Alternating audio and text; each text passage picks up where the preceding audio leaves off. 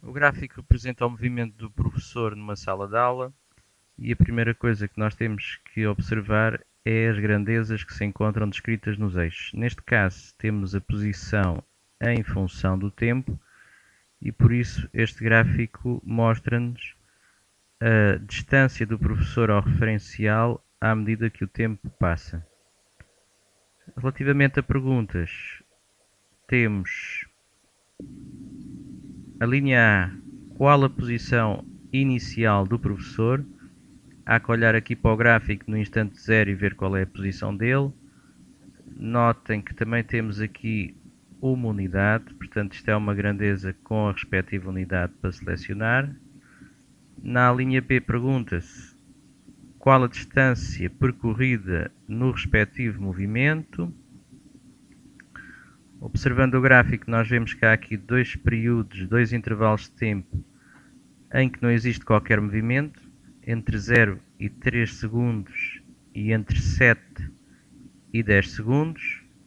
Portanto, estes dois intervalos não irão ser considerados para somar os movimentos efetuados, ou melhor, para achar as distâncias percorridas. Já o intervalo de 3 a 7 segundos e o intervalo de 10 a 12 segundos implicam um movimento e implicam uma distância percorrida e, portanto, serão essas duas distâncias que vão ter que ser somadas para responder à linha B. Já se sabe, para perceber isso, convém olhar aqui para as mudanças de posição e perceber, através dessas mudanças de posição, qual foi a distância percorrida nestes dois percursos. Depois, na linha C, pergunta-se qual o valor do deslocamento efetuado. Lembrem-se que o deslocamento é uma grandeza vetorial. Neste caso, apenas se pergunta o valor. A grandeza vetorial tem também direção e sentido.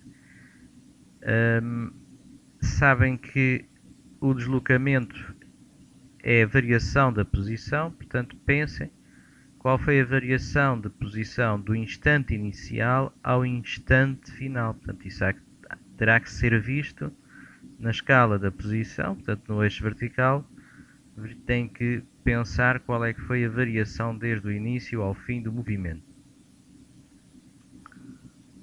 Por fim, pergunta-se a rapidez média do movimento efetuado. Há que recordar que a rapidez do movimento, matéria do sétimo ano e revista no nono, consiste na divisão da distância pelo tempo. Portanto, distância percorrida que já foi determinado na linha B, a dividir pelo tempo, que pode ser visto aqui pelo gráfico, o tempo durante o qual foi analisado este movimento, dividir um por outro e escolher a respectiva unidade. Já agora, sobre o gráfico, eu vou fazer aqui uma interpretação rápida deste gráfico. Nós temos aqui um período de 0 a 3 segundos em que o professor está parado, porque não há alteração da posição, a posição é sempre 2 metros. Depois temos aqui um período de 3 a 7 segundos em que existe um afastamento do referencial, porque se nós formos aqui vendo as posições, por exemplo, a 4 segundos seria de 3 metros, a 6 segundos é de 5 metros, a 7 segundos 6 metros, portanto está sempre a afastar do referencial à medida que o tempo passa.